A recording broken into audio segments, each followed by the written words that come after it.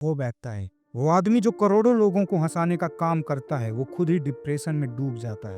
मैं actually literally depression में चला गया था उस इंसिडेंट के बाद। मैं लिटरली मुझे एंग्जाइटी अटैक आने लगे थे। 1 shoot cancel, 2 shoot cancel, 3 4।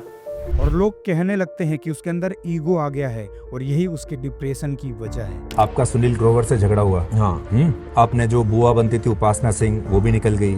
Ali Asghar जिसका नाम लिया वो भी निकल गए। सुगंधा मिश्रा भी निकल गई। भारती सिंह जी, चंदन प्रभाकर, कृष्णा अभिषेक जी, सिद्धार्थ सागर। लोग ये कहते हैं आपके अंदर ईगो बहुत भरी हुई है। अच्छा। Second, you are an insecure man. अच्छा। और आप अपने आसपास कोई टैलेंटेड आदमी को देखना नहीं चाहते, इसलिए जल्दी जल्दी जैसे ही कोई उभरने लगता है आपके शो में, आप उसको बदल देते। कपिल शर्मा एक ऐसा नाम जिसने बिना किसी गॉडफादर के सब कुछ जीरो से शुरू किया और किंग ऑफ कॉमेडी बन गया। जहां बहुत से कॉमेडियन आए और चले गए, पर कपिल शर्मा आज भी इनक्रेडिबल है, जिसे अगर टीवी से निकाल दिया जाए तो पूरा इंडस्ट्री खाली लगने लग जाता है। और इतना बड़ा नाम कि आज तक उनकी कोई जगह नहीं ले पाया है। उनकी सक्सेस के पीछे बहुत से सैक्रिफाइस भी है। एक समय ऐसा आया जब उनके कैफे के ऊपर एक महीने में 25 बार से ज्यादा गोलियां चली। Police are investigating a frightening incident where shots were fired early this morning at a restaurant owned by a Bollywood star.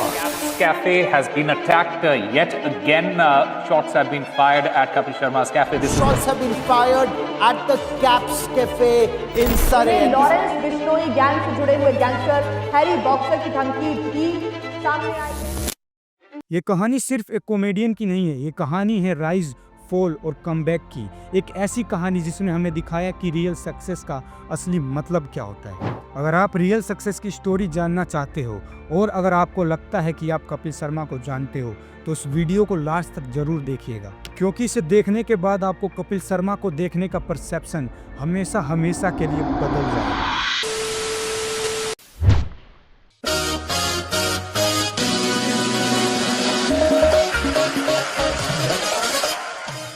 Kapil Sharma की कहानी कोई नई नहीं है। ये 2007 से चली आ रही है, जब ग्रेट इंडियन लाफ्टर चैलेंज का 3rd सीजन ऑर्गेनाइज करा गया था। उस वक्त भारत में कॉमेडी इंडस्ट्री अपने पीक पर थी। तब बहुत से नामी कॉमेडियंस जैसे राजू श्रीवास्तव, कृष्णा अभिषेक, भारती सिंह, सुदेश लहरी और सिराज खान ने उसमें पार्टिसिपेट किया था। एंड उन सब में एक कॉमेडियन बाहर निकलकर सामने आया और वो थे कपिल शर्मा। एंड इस शो को जब कपिल शर्मा ने जीता तो उनके रेप्यूटेशन को एक किक स्टार्ट मिला और यही वो पल था जिसने उनकी जिंदगी को एक नई दिशा दी। शक्ल से नहीं लगती, अंदर से बड़ी होशियार है।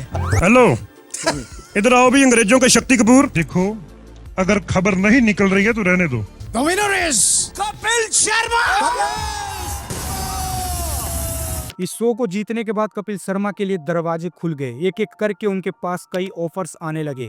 अगले 5 सालों तक कपिल शर्मा ने लाफ्टर चैलेंज और कॉमेडी सर्कस जैसे शो में परफॉर्म किया और लगातार 6 सीजन तक जीत कर ये साबित कर दिया कि वो सिर्फ लकी नहीं थे, बल्कि कॉमेडी की दुनिया के बादशाह थे। कॉमेडी सर्कस ही नहीं, कपिल शर्मा को झलक दिखला जा, छोटे मियां और कई अवार्ड शो को होस्ट करने का मौका मिला और वहां भी कपिल शर्मा ने दिखा दिया कि उनका टैलेंट सिर्फ कॉमेडी तक सीमित नहीं है, बल्कि उनकी प्रेजेंस और टाइमिंग उन्हें एक परफेक्ट एंटरटेनर बनाती है। And legend comedians like Sunil Pal, Raju Srivastava की कैटेगरी में कपिल शर्मा का भी नाम लिया जाने लगा। लेकिन किसी को ये नहीं पता था कि कपिल शर्मा उनसे भी बहुत आगे निकल जाएंगे। और फिर आया 2013। कपिल शर्मा ने बनाया अपना खुद का show comedy night with Kapil. Colors TV ने इस शो को प्रोड्यूस करा एंड शो का कॉन्सेप्ट बहुत डिफरेंस रखा गया। ऐसा शो इंडियन टीवी पर पहले कभी नहीं देखा गया और ना ही पहले किसी ने ऐसा सोचा। ये शो सिर्फ एक प्रोग्राम नहीं था, ये एक क्रांति थी। हर रविवार पूरा देश टीवी के सामने बैठ जाता था।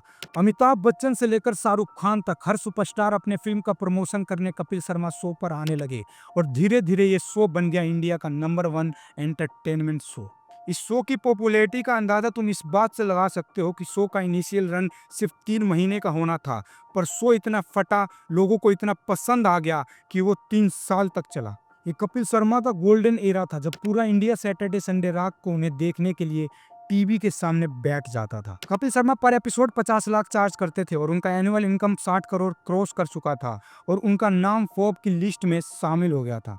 लेकिन कहते हैं ना, जब इंसान पीक पर होता है तब उसकी लाइफ में थोड़ा सा घमंड आ जाता है और कपिल के साथ भी यही हुआ। 2017 से प्रॉब्लम स्टार्ट हुई, कामयाबी कपिल के सर पर चढ़ गई, प्रोफेशनल बिहेवियर चेंज होने लगा, लेट आना, 2-3 घंटे डिले करना और को एक्टर्स के साथ मिसबिहेव करना। और फिर आया फ्लाइट इंसिडेंट। ये सिर्फ एक दिन की स्टोरी नहीं थी, ये महीनों का बिल्डअप और फ्रस्ट्रेशन था। मार्च 2017 कपिल शर्मा और उनकी टीम ऑस्ट्रेलिया टूर से वापस आ रही थी। फ्लाइट में कपिल ने अल्कोहल कंज्यूम किया था। मूड ऑलरेडी ऑफ था because of professional stress. Kapil ने सुनील ग्रोवर और चंदन प्रभास्कर से नॉर्मल डिस्कशन स्टार्ट किया, लेकिन उनके टोन में अग्रेशन आ गया। आर्गुमेंट्स बढ़ने लगे और फाइनली कपिल ने चंदन को धक्का दे दिया और जूते को फेंक के मार दिए। और जब सुनील ग्रोवर कपिल को रोकने के लिए बीच में आते हैं तो कपिल उनके साथ भी यही करते हैं। इस इंसिडेंट के बाद सुनील हर्ट हो गए और इमोशनली ट्रस्ट कंप्लीटली ब्रेक हो गया और मीडिया में हंगामा मच गया। हर न्यूज चैनल ये स्टोरी कवर करने लगा। देश भर को हंसाने वाले कपिल शर्मा और उनका ग्रुप इन दिनों लगातार चर्चा में है। साथ ही कॉमेडियन सुनील ग्रोवर से लड़ाई का मामला तूल पकड़ चुका है। कपिल शर्मा शो से एक के बाद एक आर्टिस्ट एग्जिट होने लगे। सुनील ग्रोवर, अली असगर, सुनंदा मिश्रा और चंदन प्रभास्कर सभी एक एक करके शो को छोड़ने लगे। अब शो में सिर्फ कपिल शर्मा और न्यू कास्ट रह गई और शो की रेटिंग क्रैश होने लगी। साथ ही साथ कपिल के हेल्थ इशू भी स्टार्ट हो गए, एंजाइटी, डिप्रेशन और डायबिटीज। मीडिया में नॉन स्टॉप ट्रोलिंग चल रही थी। कपिल शर्मा का करियर जैसे रेस्टिंग पीस हो गया। सोशल मीडिया पर ब्रूटल मीम्स बन रहे थे। उनकी लाइफ में फाइनेंशियल क्राइसिस भी आ गया, लाइफ बर्डन लगने लगी और उनका कुछ भी करने का मन नहीं हो रहा था और धीरे धीरे वो इंडस्ट्री से गायब हो गए। फिर आया 2018 जब कपिल ने ये रियलाइज किया कि स्ट्रगल सिर्फ टीआरपी और मनी से नहीं होता, बल्कि कैरेक्टर और रिलेशनशिप भी मैटर करती है। सबसे पहले उन्होंने अपनी पर्सनल लाइफ फिक्स की। दिसंबर 2018 में गिन्नी से शादी करके। वो उनके कॉलेज की फ्रेंड थी। वो उनके सबसे बुरे टाइम पर भी उनके साथ। उन्होंने मेंटल हेल्थ पर फोकस किया और प्रोफेशनल थेरेपीज भी ली, मेडिटेशन स्टार्ट किया, स्पिरिचुअल गुरु से गाइडलाइंस ली, फिजिकली ट्रांसफॉर्मेशन भी किया, प्रॉपर डाइट प्लान फॉलो किया, जिम रूटीन स्टार्ट की और अपने वेट को 115 किलो से 85 किलो पर ले आए। सबसे इम्पोर्टेंट स्टेप, उन्होंने अपनी ईगो को साइड में रखा और हर एक टीम मेंबर से पर्सनली सॉरी बोला। सुनील ग्रोवर से पर्सनली मिलकर इमोशनल कन्वर्सेशन किया और उन्हें सॉरी बोला और चंदन प्रभास्कर से भी माफी मांगी अपनी रूड बिहेवियर के लिए। कहते हैं असली हीरो वो होता है जो गिरकर भी उठ जाए और कपिल शर्मा ने भी यही किया। 2019 में सोनी टीवी ने दोबारा कपिल शर्मा शो को लाने का मौका दिया और इस बार कपिल एक नए जोश, नई टीम और नई शुरुआत के साथ लौटे। 2024 में कपिल शर्मा फिर से इंडिया के नंबर 1 कॉमेडियन बन गए और सबसे बड़ी चीज की उन्होंने फिर से अपनी रिस्पेक्ट को दोबारा अर्न की। रिसेंटली वो अपना शो नेटफ्लिक्स पर लेकर आए, the great Indian Kapil show, और ये शो नेटफ्लिक्स पर टॉप 5 में रैंक कर रहा है। आज 2025 में कपिल शर्मा की स्टोरी देखकर एक बात समझ आती है कि टैलेंट के साथ साथ आपका कैरेक्टर भी इम्पोर्टेंट होता है। कपिल शर्मा क्या रोल है आपकी लाइफ में? बहुत बड़ा, मतलब मेरे लिए अगर मैं आइकन। मतलब लोग कहते हैं कि उसका ऐसा टाइम आया, उसने ये बोल दिया वो बोल दिया, लेकिन उस बंदे की राज मैंने मेहनत देखी है।